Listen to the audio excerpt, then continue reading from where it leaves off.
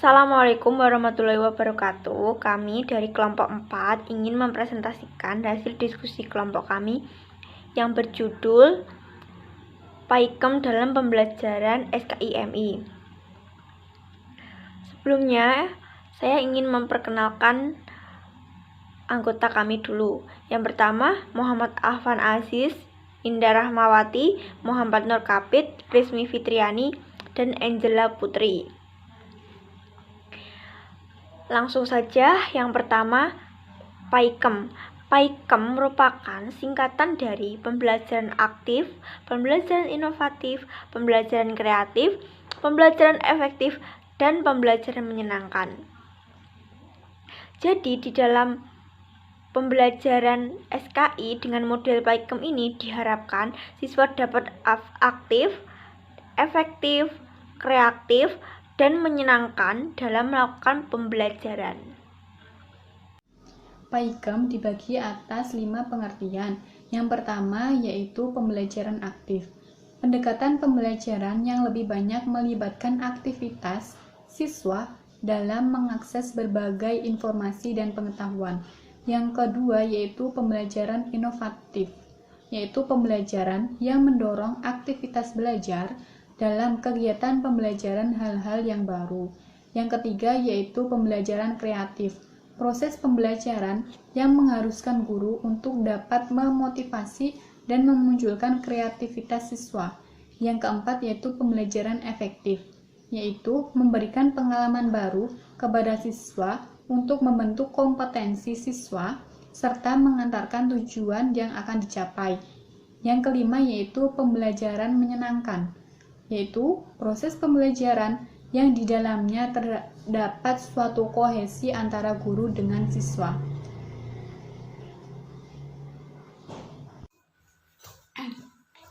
Assalamualaikum warahmatullahi wabarakatuh. Saya Rizmi Fitriani, NIM 183141120 akan menjelaskan tentang ciri-ciri PAIKEM. Nah, apa sih singkatannya PAIKEM? Pembelajaran aktif, inovatif, kreatif, efektif, dan menyenangkan. Nah, secara garis besar, ciri-ciri PAIKEM menurut pelatihan MBS. Apa sih MBS? Manajemen berbasis sekolah. Itu ada 5. Yang pertama, siswa terlihat dalam berbagai kegiatan yang mengembangkan pemahaman dan kemampuan mereka dengan penekanan pada belajar melalui berbuat. Jadi siswa itu yang praktek. Kemudian yang kedua, guru menggunakan berbagai alat bantu dan cara membangkitkan semangat. Jadi ada medianya. Kemudian yang ketiga, guru mengatur kelas dengan memajang buku-buku dan bahan belajar yang lebih menarik. Terus yang keempat, guru menerapkan cara mengajar yang lebih kooperatif dan interaktif termasuk dalam belajar kelompok. Terus yang kelima, guru mendorong siswa untuk menemukan caranya sendiri dalam pemecahan suatu masalah. Jadi sebisa mungkin siswa itu bisa memecahkan masalah. Yaitu tadi ciri-ciri PAIKEM menurut pelatihan MBS. Terima kasih. Pembelajaran soal pembelajaran dengan PAIKEM ini memiliki beberapa jenis. Di antaranya yaitu yang pertama pembelajaran kooperatif.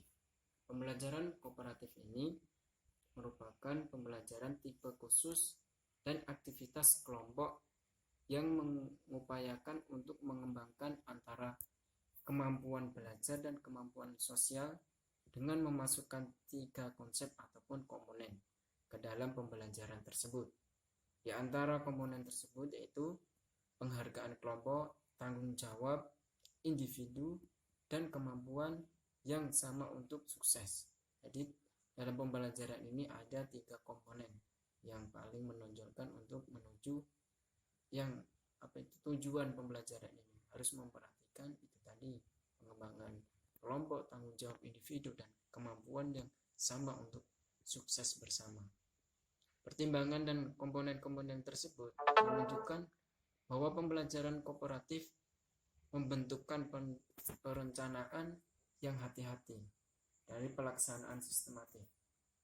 Jadi ini lebih dari menugaskan siswa untuk berkelompok dan menyuruh mereka untuk saling mengajari siswa sama lain untuk menyelesaikan tugas. Nah, pembelajaran ini siswa dituntut untuk bisa bekerja dengan sesama kelompoknya, dengan kerjasama ataupun kerja tim, biar agar tujuan kesuksesan pembelajaran ini tercapai dengan baik. Yang kedua, pembelajaran kontekstual. Apa yang dimaksud dengan pembelajaran kontekstual ini? Pembelajaran yang diawali dengan sajian atau tanya jawab lisan yang ramah dan terbuka terkait dengan kehidupan sehari-hari siswa, sehingga dapat mengetahui manfaat dari materi yang akan disajikan. Motivasi belajar pada diri siswa akan muncul. Dunia pikir siswa kontrak serta sesuai menjadi konduktif, nyaman, dan menyenangkan. Jadi ketika pembelajaran ini, siswa bisa merasakan kenyamanan dalam belajar, bisa menjadi lebih efektif, dan bisa munculkan daya pikir siswa untuk bisa tanya jawab ataupun terkait masalah pembelajaran yang lain. Dengan demikian, pembelajaran ini melibatkan 7 komponen utama pembelajaran efektif. Di antaranya 1. Membangun, yang kedua menemukan, dan ketiga bertanya, yang keempat masyarakat belajar, yang kelima pemodalan, yang keenam refleksi, yang terakhir penilaian otomatis. Jadi dalam pembelajaran kontekstual ini kita bisa ajarkan terhadap murid-murid kita dengan memperhatikan pembelajaran yang lebih baik dan efektif. Yang ketiga, pembelajaran berbasis masalah. Dengan pembelajaran berbasis masalah ini, pembelajaran yang memungkinkan siswa untuk secara aktif terlibat dalam pengalaman belajarnya. Dari dapat melatih keterampilan berpikir siswa, pengalaman belajar, dan dapat melatih keterampilan siswa untuk memecahkan masalah. Model problem based learning mempunyai inti umum. Jadi pembelajaran berbasis masalah ini siswa bisa untuk berpikir bagaimana caranya untuk menyelesaikan masalah-masalah ataupun problem-problem dalam pembelajaran. Misalnya ketika guru memberikan tugas dengan penelitian, misal seperti contoh lingkungan sekitar kita. Nah, guru membagi kelompok kepada siswanya untuk bisa menyelesaikan masalah-masalah di lingkungan sekitar sekolah ataupun lingkungan masyarakat. Di situ siswa dituntut ataupun diajarin bagaimana caranya menyelesaikan masalah ataupun problem di lingkungan tersebut ataupun masalah-masalah yang lain. Yang selanjutnya pembelajaran berbasis proyek ataupun project. Pembelajaran yang menuntut pengajar ataupun peserta didik mengembangkan pertanyaan penuntunnya. Jadi pembelajaran ini masing-masing peserta didik memiliki gaya dalam pembelajaran. Jadi pembelajaran berbasis proyek ini kita juga bisa harus mengetahui bagaimana kondisi siswa, bagaimana seorang guru itu bisa menguasai materi ataupun pembelajaran yang lain, tidak hanya dalam satu fokus model pembelajaran. Kita juga harus bisa mengetahui lingkungan ataupun dalam kondisi di kelas ataupun di sekolahnya untuk bisa membelajarkan terhadap siswanya itu biar mudah untuk dimengerti ataupun ditangkap oleh peserta didik. Yang terakhir, pembelajaran kuantum. Pembelajaran kuantum ini model pembelajaran dengan 6 kerangkan atau pembelajaran tandur serta memperhatikan lingkungan belajar siswa dan dibutuhkan peran serta guru sebagai quantum teacher untuk mendayungkan kemampuannya mengorkestrasi dalam kegiatan belajar mengajar. Jadi dalam belajar ini guru bisa untuk membimbing peserta didiknya agar dalam pembelajaran ini berjalan dengan baik ataupun dengan tertata ataupun teratur. Dalam pembelajaran ini ada beberapa prinsip-prinsip yang harus diperhatikan. Di antaranya sebagai berikut. 1. Segala berbicara. Yang kedua, segala bertujuan. Yang ketiga, pengalaman sebelum memberi nama.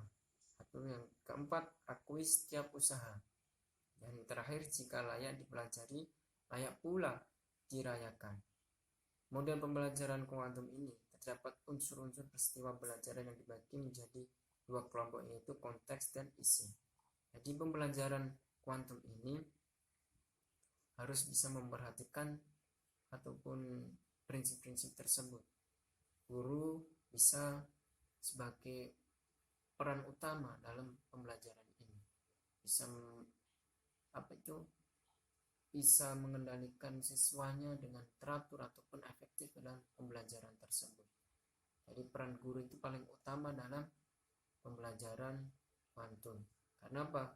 Guru itu bisa mengatur bagaimana pembelajaran ini bisa sukses, karena guru bisa mengetahui dalam berbagai siswa, dalam berbagai sifat ataupun bentuk siswa yang bagaimana. Siswa ini memiliki karakteristik yang modelnya berbagai macam berbeda, tapi guru ini harus bisa menguasai materi ataupun berbagai model pembelajaran tersebut.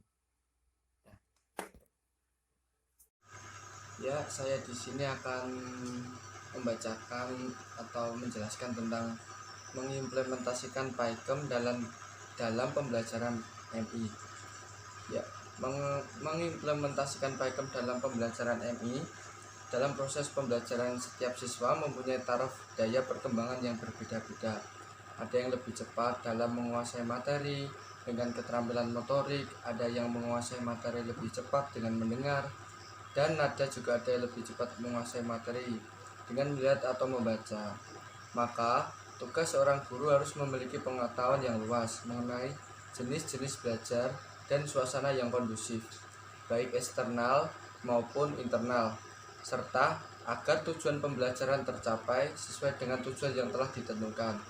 Maka sistem pembelajaran yang dipakai atau sistem yang diterapkan dalam proses pembelajaran adalah strategi pembelajaran PAIKM. Dalam melaksanakan strategi PAIKM ini, maka hal yang diutamakan adalah aktivitas siswa dalam memahami konsep dan pengetahuannya. Tugas seorang guru hanya sebagai fasilitator atau pelengkap. Ya, itu tadi penjelasan saya tentang mengimplementasikan PAIKM dalam pembelajaran SKIMI. Itu tadi yang dapat kami sampaikan. Ada kurang dan lebihnya, kami mohon maaf.